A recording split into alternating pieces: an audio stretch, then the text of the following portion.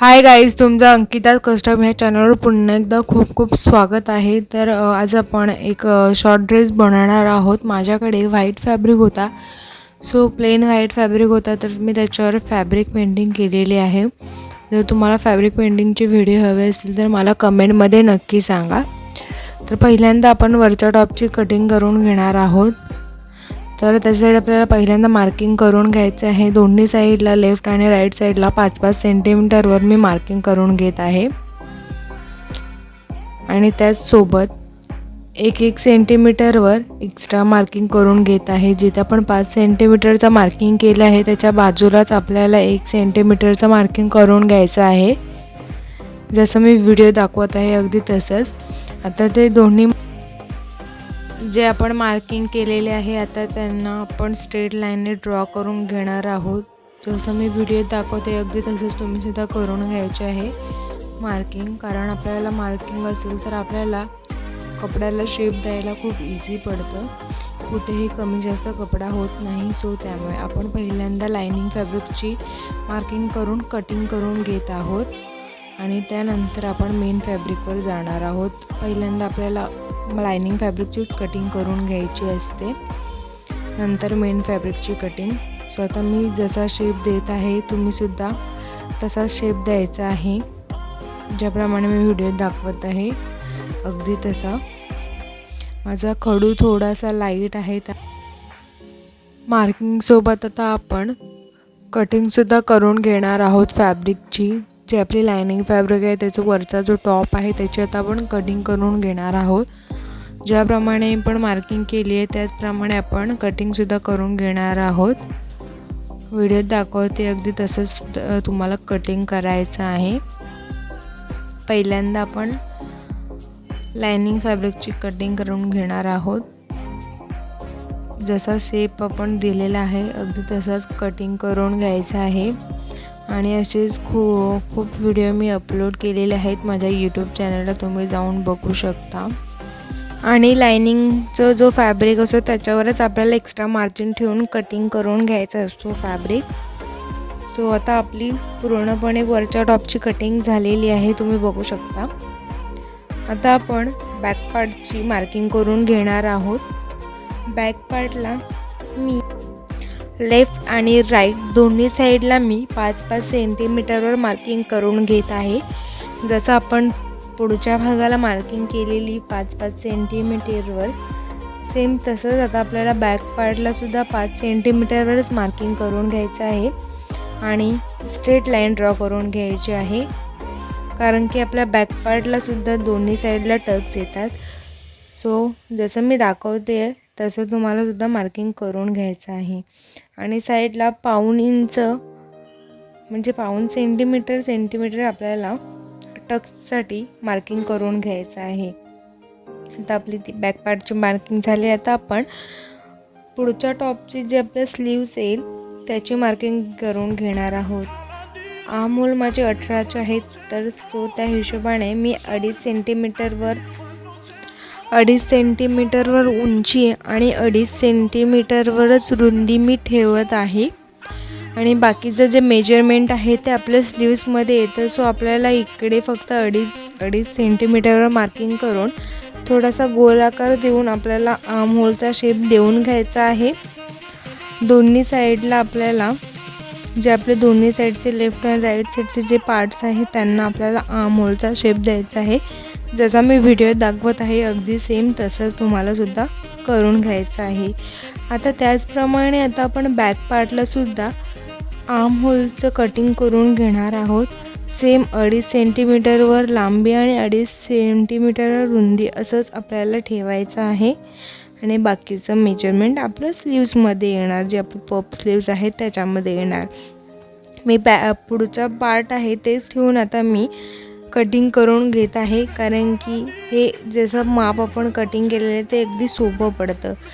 आता मी main फॅब्रिकवर marking करून घेत आहे। मेन फॅब्रिकवर तुम्ही बघू शकता लांबी माझी 19 सेंटीमीटर आहे आणि उंची मी 10.5 सेंटीमीटर ठेवलेली आहे। आता आपण लायनिंग फॅब्रिक मेन फॅब्रिकवर ठेवून कटिंग करणार आहोत। आपल्याला लायनिंग फॅब्रिकवर अगदी व्यवस्थित कपडा सेट करून घ्यायचा असतो, कुठेही कमी जास्त होता कामा नये। आणि आपण ऑलरेडी लायनिंग फॅब्रिकवर एक्स्ट्रा मार्जिन काढून घेतलेला आहे, सो आपल्याला मेन फॅब्रिकवर एक्स्ट्रा मार्जिन ठेवायची काही गरज नसते। एक्स्ट्रा मार्जिन का, तर आपल्याला शिलाईसाठी व कुठे थोडंसं कमी जास्त झालं तर आपल्याला कपडा कमी पडता कामा नये, त्यासाठी आपल्याला ऑलरेडी ठेवून घ्यायचं आहे। आता आपण कपडा सेट करून झाल्यानंतर बघू शकता, आता आपण कटिंग करून घेणार आहोत। जसे मी शेप ठेवलेले आहेत अगदी तसंच तुम्हाला सुद्धा कटिंग करून घ्यायचं आहे, पुढच्या आणि मागच्या दोन्ही पार्टचे। आता व्यवस्थितरित्या आपल्याला कटिंग करून घ्यायचं आहे। आणि हा ड्रेस मी बॉडीकॉन टाईप, थोडासा बॉडीकॉन टाईप ड्रेस बनवते आहे। आणि सध्या पफ स्लीव्ज ड्रेस हे खूप ट्रेंडिंगमध्ये आहेत, याचे असे ड्रेसेस बनवलेले व्हिडिओसुद्धा मी अपलोड केलेले आहेत। माझ्या चॅनलला व्हिजिट करा आणि व्हिडिओ बघायला विसरू नका। मी संपूर्ण स्टेप बाय स्टेप सांगितलेलं आहे त्या व्हिडिओजमध्ये सुद्धा। तर आता आपण सोबतच बॅक पार्टची कटिंग करून घेणार आहोत। जो लायनिंग फॅब्रिकवर आपण मार्किंग करून कटिंग केलेला आहे तोच पार्ट आपण आता मेन फॅब्रिकवर ठेवायचा आहे आणि कटिंग करून घ्यायचं आहे। आता आपलं बॅक पार्ट आणि फ्रंट पार्ट दोन्ही पार्टची मार्किंग करून कटिंग करून झालेली आहेत, लायनिंग फॅब्रिकवर सुद्धा आणि मेन फॅब्रिकवर। आता आपला जो खालचा स्कर्ट येणार आहे ड्रेसचा, त्याचं मार्किंग करून घेणार आहोत।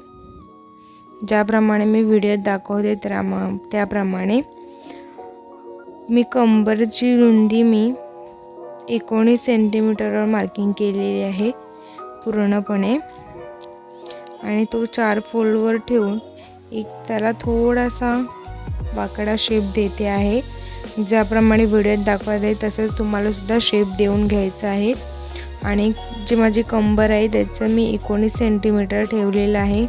आणि हा ड्रेस थोडासा मी शॉर्ट करत आहे, मी जास्त लॉंग ड्रेस करत नाही आहे, सो कमरेपेक्षा थोडासा वरती आपण मार्किंग करून जो वरचा थोडासा आपला अंडरबस्ट भाग येतो तिथली मार्किंग करून घ्यायचं आहे। आणि त्यावर आपल्याला ही मार्किंग काढून कटिंग करायचं आहे।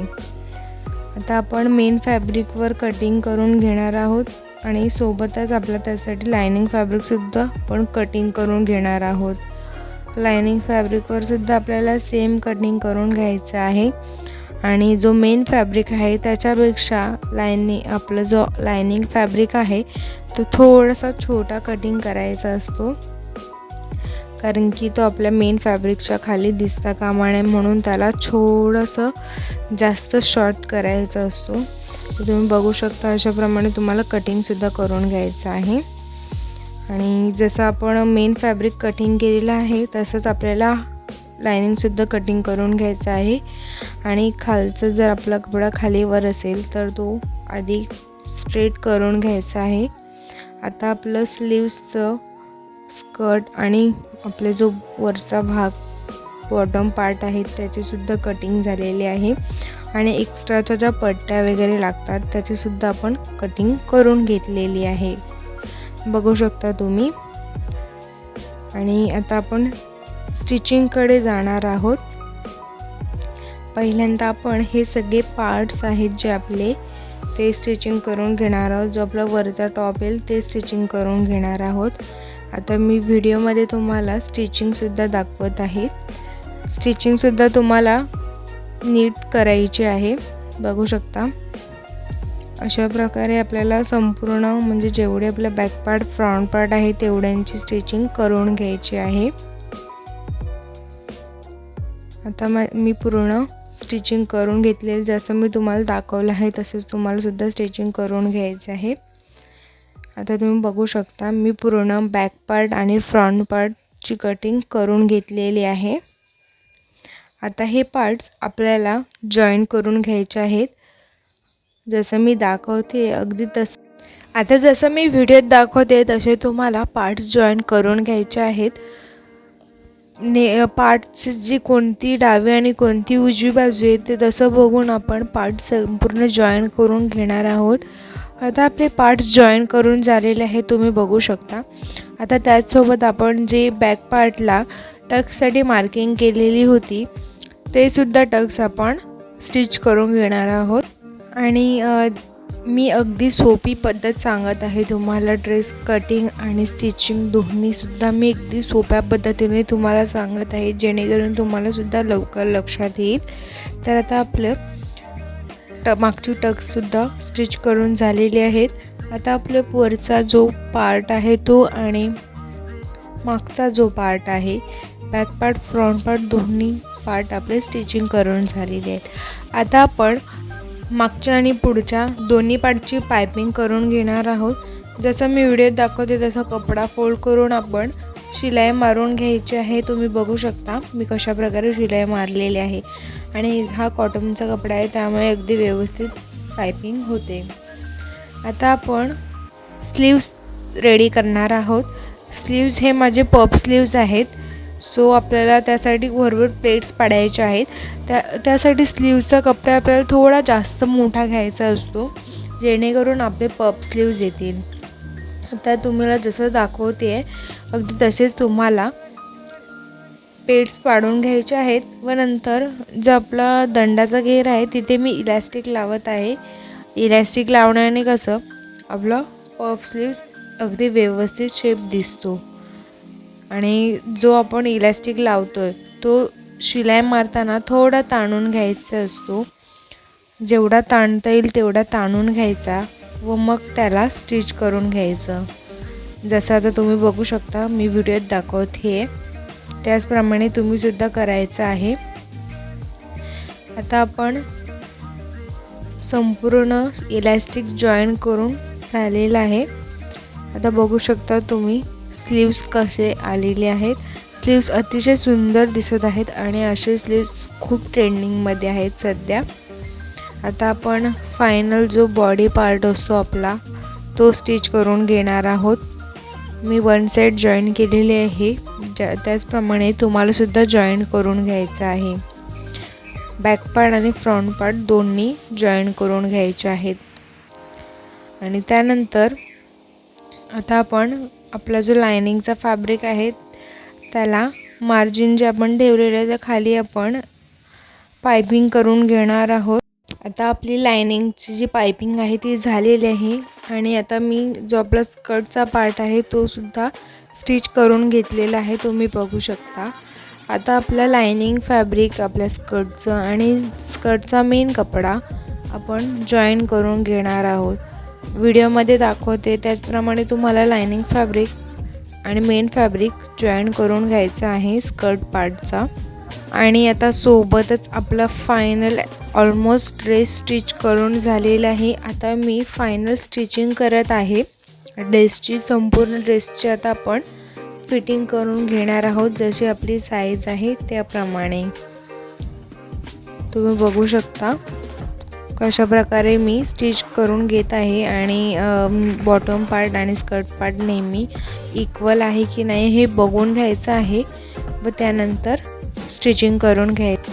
आणि फायनल ड्रेस आपला रेडी आहे। जर व्हिडिओ आवडला असेल तर व्हिडिओला लाईक करा, चॅनलला सबस्क्राईब करा आणि इंस्टाग्रामची लिंक मी माझ्या डिस्क्रिप्शनमध्ये दिलेली आहे, जाऊन फॉलो करा। Thank you so much for watching.